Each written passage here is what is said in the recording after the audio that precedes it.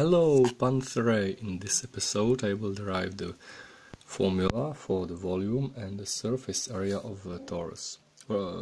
Just volume, I think, or surface area also.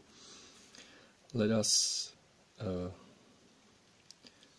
write what does it mean to have a torus. Torus is a shape, is a donut-shaped object with cross-section to circles, yes. And this is a cross-section of a torus. It looks like this. Let us consider the right hand cross-section, the right side only first, and invent a new coordinate system which will be suitable for our problem. Well, this is the cross-section. Let us denote this distance. It's called, I think, inner radius as or outer or inner radius, or not inner radius, it's just the main radius, okay, but never mind, as r, and this will be little a, yes, little case a. And well, this then continues along this z-axis, around this z-axis. This axis I will denote rho, because rho is the cylindrical coordinate which can be assigned to any direction, and the object is symmetrical around this z-axis. Well, to derive a volume is a sum, triple integral of all differential volumes. First, the new coordinate system I will be using is with respect to point. The point is, I don't know, point capital X, and the distance to the center of this cross section I will denote as little case s, and the angle between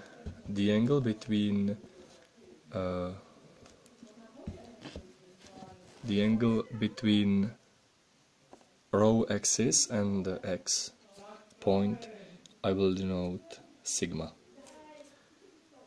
Then you can imagine that if you change sigma by d sigma, little element,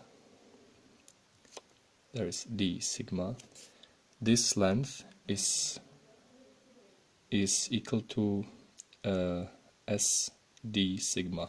Yes, because it's the arc length. And if you change sigma by s by ds, you get this little rectangular shape.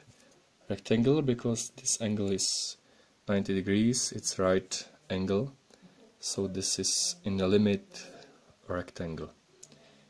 You can then change there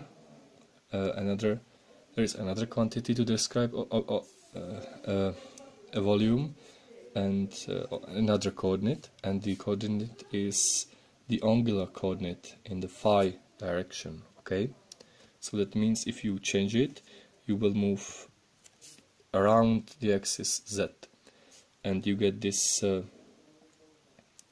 parallelogram, or it's not parallelogram, it's like parallelepiped, but these angles are parallel, because the coordinate system s sigma phi forms an orthogonal base, yes, because these are all orthogonal, you can see.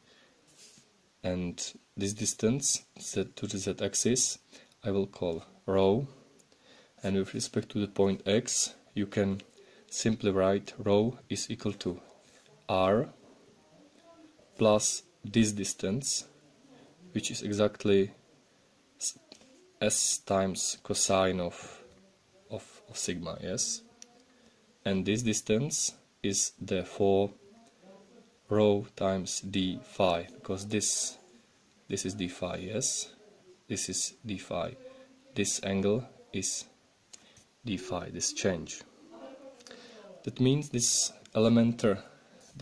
cube element dv has to be equal to rho s d phi d sigma ds.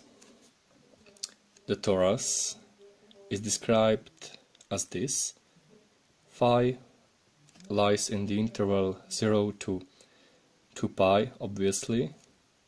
Rho, next coordinate is in the system sigma lies, because you have to describe this area and this volume, lies in 0 to pi, and s lies in 0a, because you will describe all this area with these pair of coordinates, and the third one describes the volume itself. So the volume is then computed, the integral of this.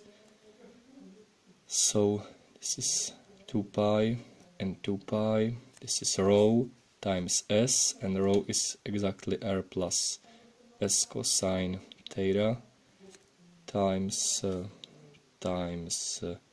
s. And first I will integrate d sigma, d phi, and ds. This is equal to, since cosine, integral of cosine is 0, since the area will cancel out, this will cancel out. So you will be left with just integral of 2 pi times this, which is rs, and 2 pi. So it's this. R can be factored out, and you will left with s, and this can be also factored out here. So you are left with d phi ds. Yes, and d phi brings us another 2 pi factor. There is r, and there is integral of s, which is exactly s square over 2, which is a square over 2. So the overall answer is 2 pi squared, yes, times r times a squared. This is the volume of a torus. And then for surface area of a torus, well, you have to first write in this coordinate system as sigma phi that s is equal to a, and you are exactly here.